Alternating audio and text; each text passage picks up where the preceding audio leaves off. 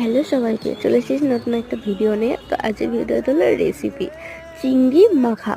তো চিংড়ি মাখার জন্য সবার প্রথমে কড়াই বসিয়ে দেবো। আর এই রান্নাটা খুব সুন্দর খেতে। তো প্রথমে কড়াই বসিয়ে দেবো, কড়াইতে চিংড়ি মাছ কটা ভেজে আলাদা করে তুলে রাখবো। সেই তেলে অল্প একটু তেল দিয়ে রসুন আর শুকনো লঙ্কাগুলো ভালো করে ভেজে নেব, যে যটা খেতে পারো। আর তারপরে পেঁয়াজ কুচি ভেজে নেব। ওগুলো ভেজে নেওয়ার পর আলাদা থালে শুকনো লঙ্কা, লবণ এগুলো ভালো করে মিক্স করে, রসুনগুলো ভালো করে মেখে তার উপর ওই পেঁয়াজ ভাজা দিয়ে ভালো করে মেখে নেব। আর আমি এখানে কাঁচা পেঁয়াজ অ্যাড করেছি কারণ আমার কাঁচা পেঁয়াজ খেতে খুব ভালো লাগে তাই। আর আমি কাঁচা লঙ্কাও ইউজ করেছি কারণ আমার কাঁচা লঙ্কাটাও খুব ভালো লাগে একটু ঝাল করার জন্য। তোমরা যদি খাও তাহলে করতে পারো।